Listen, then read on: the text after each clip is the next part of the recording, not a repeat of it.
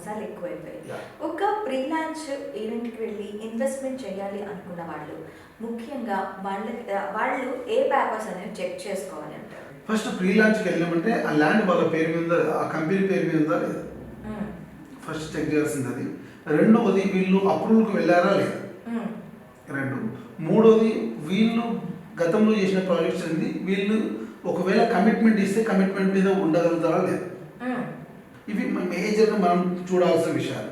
That వీళ్ళు పెడుతున్నటువంటి time plan ప్రకారం వీళ్ళు డెవలప్ చేస్తారా లేదా, వీళ్ళకు ఉన్నటువంటి ఇది ఏంటనేది మాత్రం డెఫినెట్గా మనం బ్యాక్గ్రౌండ్ చెక్ చేయాలి. దట్ ఇవన్నీ ఎందుకు అనుకున్నప్పుడు ఏంటంటే ఫ్రీలాన్స్లో ప్రైస్ తక్కువ వస్తుంది డెఫినెట్గా, ఎందుకంటే బ్రాండ్ వాల్యూ ఉంటుంది కాబట్టి కంపెనీ వర్త్ బట్టి మనం ఒకసారి ఫ్రీలాన్స్కి వెళ్తాం.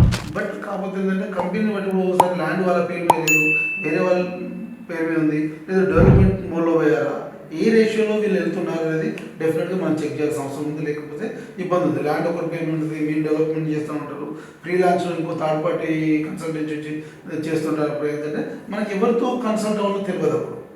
సో దట్ వల్ల ఏంటంటే మోసపోయిన సంఘటనలు మనం గత లాస్ట్ 1 yearలోనే ఒక 5-6 కంపెనీ చూస్తాం. మనం సిసిఐలో కంప్లైంట్ చేసిన కంపెనీలు ఒక 5-6 కంపెనీస్ ఉన్నాయి ఫ్రీలాన్స్లో వెళ్ళిన వాళ్ళు. సో ఫ్రీలాన్స్ వెళ్ళకపోవడం మంచిది.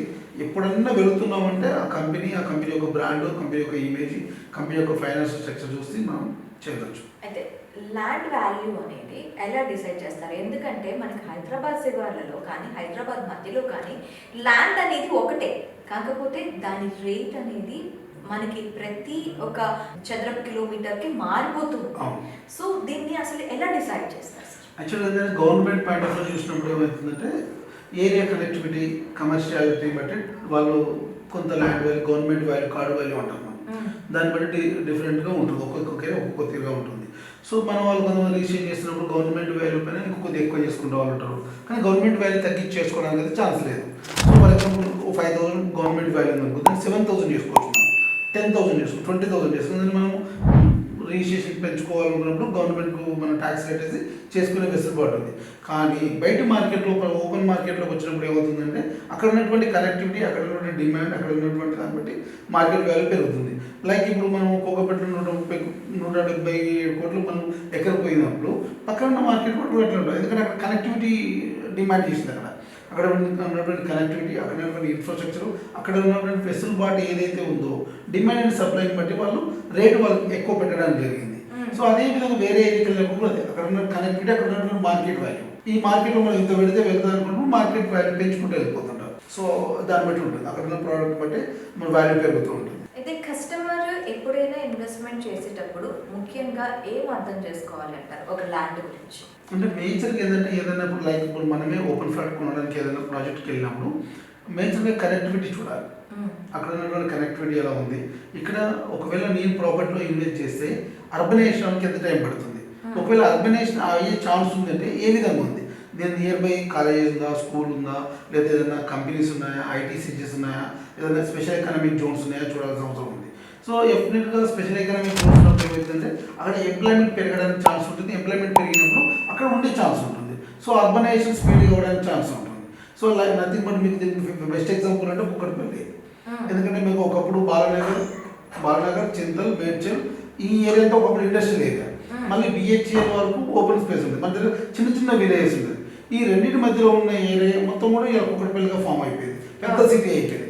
ఈ లోపు ఏమైంది, బిహెచ్ఎల్ ఫామ్ అయింది, బీడిఎల్ ఫామ్ అయింది, ఇటు ఐటీ సిటీ వచ్చింది మనకు, ఐటీ సిటీ మాదాపు. సో ఈ సరౌండింగ్ ఉన్న పీపుల్ అంతా కూడా నియర్ బై కంపెనీస్ దగ్గరగా ఉండాలి, ఎంప్లాయ్మెంట్ దగ్గరగా ఉండాలి, ట్రాన్స్పోర్ట్ ఈజీగా ఉన్నప్పుడు ఏంటంటే కుక్కట్పల్లి చూస్ చేసుకోవడం జరిగింది. So most of the people అందరూ అక్కడ ఉండడానికి ఇష్టపడుతున్నారు, ఎందుకంటే కనెక్టివిటీ. ఇదే విధంగా మనం ఏదైనా ప్రాపర్టీ కొనబోయినప్పుడు ఈ విధంగా మనం చేయగలిగితే డెఫినెట్గా మనం ఆ ప్రాపర్టీ వర్త్ ఉంటుంది. దాని ప్రాపర్టీలో ఎంటర్ అవుతుంది. మనం ఎంటర్ అయిన తర్వాత ఆ ప్రాపర్టీకి ఉన్నటువంటి అప్రూవ్స్ ఏంటి, వీళ్ళు ఇస్తున్నటువంటి డెవలప్మెంట్స్ ఏంటి, వీళ్ళు ఏ మోడ్ ఆఫ్ డెవలప్మెంట్ ఇవ్వగలుగుతున్నారు, వీళ్ళు చేస్తున్నటువంటి డెవలప్మెంట్స్ ఏంటి, ఎప్పటివరకు కంప్లీట్ చేయగలుగుతారు. సో ఒకటి కనెక్టివిటీ, రెండు ఒకటి ఎంప్లాయ్మెంట్, 3 అర్బనైజేషన్ ఎంత స్పీడ్గా అవ్వగలుగుతుందని మనం ఎక్స్పెక్ట్ చేయాలి.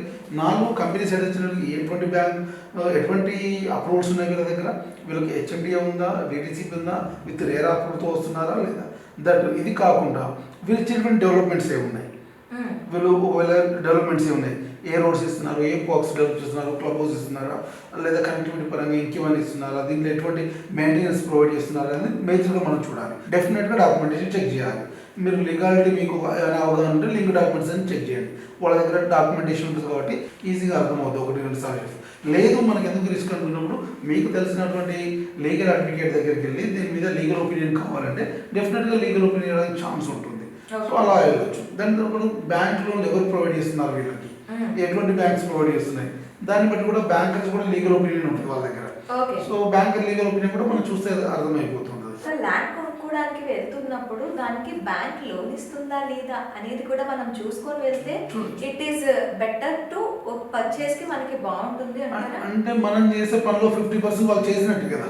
అవును. ఎందుకంటే బ్యాంకర్ అంత ఈజీగా ఉండదు కదా. బ్యాంకర్ లీగల్ ఒపీనియన్ డెఫినెట్గా చెక్ చేస్తారు. సరే 1-2 బ్యాంకులతో వాళ్ళు ఈజీగా టైం అయిపోయి అంటారు. ఏ ప్రాజెక్ట్ అయినా మినిమం 2-3 బ్యాంక్స్ అయితే ఉంటాయి. సో 2-3 బ్యాంక్స్ ఉన్నప్పుడు డెఫినెట్గా వాళ్ళ లీగల్ ఒపీనియన్స్ ఉన్నాయి కానీ మనం 1-to-1 చూడొచ్చు, లీగల్ ఒపీనియన్ చెక్ చేయొచ్చు. లేదు మనకి ఎందుకు రిస్క్ 50 లక్షలు పెట్టి 1 కోటి రూపాయలు పెట్టి మనం ప్రాపర్టీ కొంటున్నప్పుడు డెఫినెట్గా 5-10 వేలు ఇస్తే మన లీగల్ ఒపీనియన్ వస్తుంది మార్కెట్. సో ఈజీ రెఫరెన్స్ ఉంటుంది మనకు. మనం కూడా కాన్ఫిడెంట్గా మనం ఇన్వెస్ట్ చేయొచ్చు అక్కడ. దట్ బిల్డర్ని బట్టి బేస్ని బట్టి కూడా ఒక్కోసారి మనం ఇన్వెస్ట్ చేస్తుంటాం మనం. సో అరే బ్రాండ్ ఉంటుందా, మంచి ప్రాపర్టీస్ ఉంటారా అంటారు కానీ మనం చెక్ చేసుకుంటే బెటర్ చాయిస్ కదా.